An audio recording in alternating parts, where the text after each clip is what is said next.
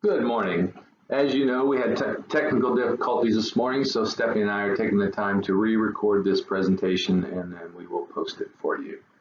So, good morning and welcome to the Community Managers Update. Today is July 15th, 2020, so I want to welcome everyone and I appreciate your time this morning. On the agenda, we have three items, very important items that we want to cover and discuss with you, the owners. First one is going to be covering the COVID-19 update. And then I will be turning it over to Stephanie, so she will go over the current projects and past projects that we've completed since our last Community Managers Update. And then finally, we will go over the turnover and election information, as this is a very important time for the community. COVID-19 update. So, the COVID-19 update. We sent an email out to the owners on Wednesday of last week, July the 8th. We wanted to make sure that everyone knew that this was an isolated incident and that we contacted all the parties that were possibly exposed. Okay, at that time, we wanted to make sure that we were looking out for the safety of not only those individuals, but anybody that had entered the clubhouse. And we wanted to thoroughly clean and disinfect the clubhouse and the affected areas. Also, as we moved back into reopening, the gym obviously is back and open for reservations only. We're also, we'll be communicating the tavern and the to-go orders. And I want to go over some of the policies that First Service has that we have to answer on a daily basis prior to coming to work. There's a list of questions that they send out daily.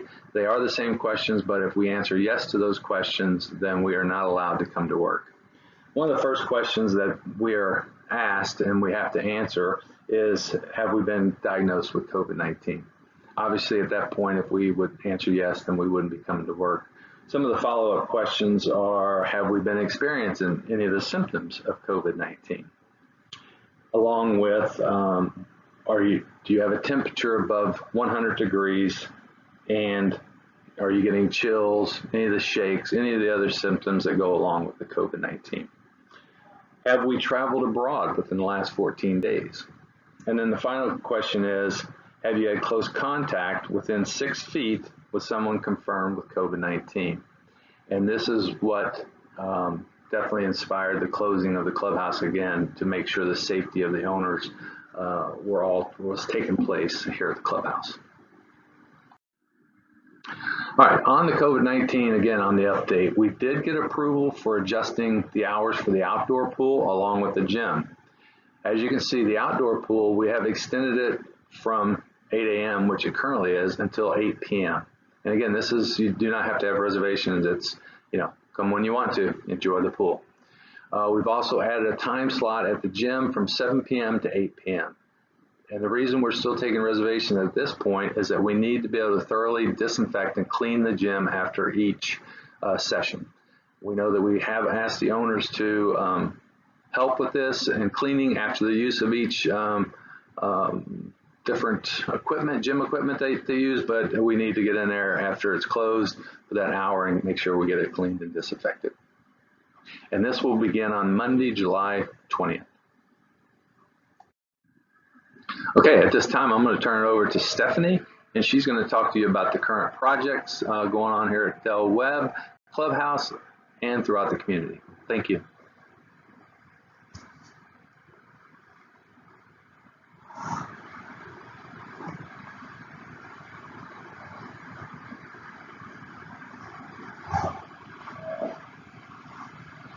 All right, hello Del Webb, Orlando. I'm gonna take my mask off. How are you guys? Long time no see. We have definitely been keeping busy here at the clubhouse with projects. We have a lot of completed projects, a lot of projects that have been approved and are ready on schedule and are currently happening. And then we are going to also talk about things that are on the horizon for the community. So let's get started. First off, our completed projects. What have we been doing this whole time? So First off, this has been a hot topic for quite some time. I'm very happy to announce that the amphitheater step lighting is fixed. The light fixtures have all been refurbished. The rewiring was all done, and they were all refitted with LED lights. So it looks really cool out there. If you haven't checked it out, do that at some point, of course, when it is dark. All of the walkway lighting around the clubhouse amenity areas have been repaired, so they're all working now. The upstairs restrooms have been converted to family-style restrooms. They look really good. The partitions were taken out there, and they were also fitted with baby changing stations to utilize in there. So check them out. They look really cool. The downstairs restrooms that are next to the ballroom, they have been fitted with automatic door openers for handicap access. The skywall track that controls the those movable walls in the ballroom, there were some damaged tracks in there, and we did have those repaired, as well as we had the ballroom walls painted, which go really nicely with the new carpet in there and the new chairs. I know you guys just got like a quick glimpse of the carpeting and the chairs that we got for the ballroom right before we closed down, but now it has walls to match, so it looks really, really good, and we're excited for you to see it at some point, hopefully very soon. Going on with the completed projects, our quarterly AED inspection was completed. All of our AEDs have passed. They are in great working order. We've also ordered new holding cases for the AEDs. I know that a few of them that were outside, we have two that are outdoors. The casing was a little bit rough looking, so those have been replaced. And we also do have outdoors very nice weatherproof cabinets out there now as well, so it looks really cool. The sprinkler and emergency light inspection, we just did that last week. We passed, and we did place no trespassing signage around the clubhouse outdoor amenity areas. Since we have put these signs in place, they've been in place for about a month now, we have seen a significant decrease in people who don't live here trying to use the amenities. We are handling those still on a case-by-case basis, and I know you can't always solve the whole problem, but since we have put those signs in place, we have seen a significant decrease, so that is great. I know fishing is a big topic right now in the community as well. There was a time, the past month or two, we had a lot of phone calls about people fishing in the community that shouldn't have been. They didn't live here. We do want to remind you that fishing is allowed in Del Webb, Orlando, but it's in a specific area. It's located on Lake Salinas, which is that main lake right off of the boulevard. Basically anywhere that's not right at the clubhouse. So we do have a fishing dock. We do have a bridge over there that you can fish off of. We've placed signs over there that say catch and release fishing is allowed for only Del Webb, Orlando homeowners and residents and their guests. And then we have strategically placed no fishing signs around the community as well where we thought it was needed. So hopefully we'll see we have seen a decrease in that as well. So hopefully we don't have any more issues with that. And then our large oak trees at the clubhouse, they have been demossed. I don't know, is demossed a word? But they've been demossed, or we've taken about 60% of the moss off of those large oak trees. We didn't want to lose the aesthetics of the moss look because we know it is a charming look for oak trees to have. It gives character to the clubhouse and the amenity area. But moss is actually dangerous for oak trees, so we did remove about 60% to make them nice and healthy. Again, look really good. What is approved project-wise and what is in process? So we had a large dead Sylvester palm tree. Actually, it is still there. That has been approved to be replaced. That's right on Del Webb Boulevard. I know it's been an eyesore. We have been approved to get it replaced. Our vendor is currently waiting for the weather to dry up a bit. They've been in constant communication with us. They can't safely transplant a fully grown Sylvester palm tree without it drying up a bit. So we do need to do that. So, but we're hoping to get it done within the next 2 weeks. Our indoor pool ramp, that is being currently retiled with ADA slip grip tiles, so it looks really good. The outdoor pool heater, I know this has been a hot topic as well. We did turn off the outdoor pool heater because of the summer months. The outdoor pool heater will be working in September when we turn it back on. The issue was a mixing valve, and fortunately our water heater was under warranty. Everything was covered, so it was completely repaired at no cost to the association, which is always great news. The tennis court is being repaired for cracks and is being repainted. The basketball court is being repaired for cracks and being repainted. It's also going to have a new backboard and net for the basketball court. Now, I know we do have pickleball courts, we have bocce ball courts. The reason why we're doing these two courts right now is what was in schedule for our reserves.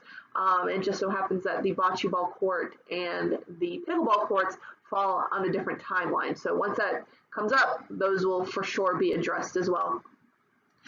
Various ADA and the tactile pads are being replaced around the community's street corners. So we notice on all of the street corners there are those red ADA pads for crossing the street. A lot of them are damaged throughout the community. Those are being replaced and repaired as need be. That is going to be done very soon. And the damaged pavers around the clubhouse, around the front of the clubhouse, the back of the clubhouse, and the pool area. We know some of those pavers are cracked or cause tripping hazards. Those are going to be grinded down and repaired as needed. Again, these are all approved projects.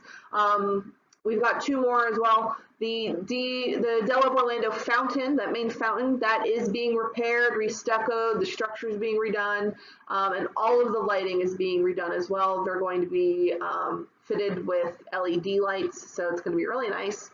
And then that washed out area by the entrance, I know a lot of you have concerns about that. That washed out area in the front of Del Webb Orlando, there's like a little mudslide coming down a little hill and onto our sidewalk area. That area, that washed out area is actually coming from the golf course. So we've been in communication with them and we're working on a plan with the golf course to get that repaired. If you do pass by that area right now, they have started on the project. There's a little bush line kind of installed there. So it's not done yet. It is a work in progress, but it is happening. We're working with them on that solution. What is on the horizon for Del Webb Orlando? First off, the permanent solution for the back pedestrian gate. Now, I know I've been talking about this for a few months, saying it's going to be done very soon, it's going to be done very soon. Unfortunately, right as we had scheduled it, that's when the pandemic started here in Florida. And our vendor, the supplier of this keypad, the gate, the specific one that we wanted, the supplier ended up having to go out of business, unfortunately. They were highly affected by the COVID-19 with some family issues. So our vendor was trying to find another supplier for the specific keypad and gate that we wanted, which is why all of the delays happened. And unfortunately, they did cancel that last minute. So I've already started the rebidding process to get this done as soon as possible. Now, I know that there was a Master Association webinar a few days ago, and we actually received a call from the Master Association, from Tatiana, the manager over there, and she did apologize. She did misspeak about the responsibility of that pedestrian gate. It is Del Webb Orlando. The Master Association does control the actual gate where the arms come up for the vehicles. But as far as the pedestrian gate, that is Del Webb Orlando's responsibility. So she did apologize for that. And we've come up with a temporary solution right now until we get that permanent solution in place. So we've placed a lock with a keypad on that pedestrian gate. We did send out communication to the community, but that gate code is 2468B. Okay, and again, we will send that out just to remind all residents, but again, that is a temporary solution until we can get that gate with keypad in place. Monument repairs, again, I know this has been something that I've been promising for the past few months.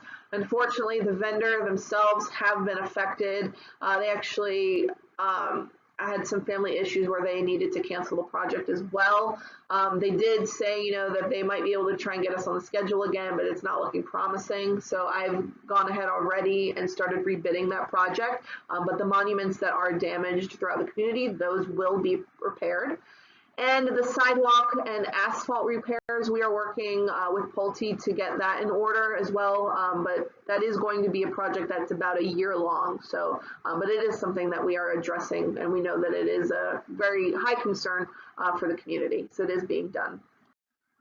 Whew, okay, I feel like I've just talked a lot. I'm going to pass you back over to Chris. He's going to go over the turnover and the election process, give you some more information on that because the elections are coming up very soon, okay? I hope to see you guys out and about soon, sooner than later. Hopefully we'll get everything back up in order for you, and this will all be over soon. But I'm going to pass you over to Chris. Have a great day. My mask.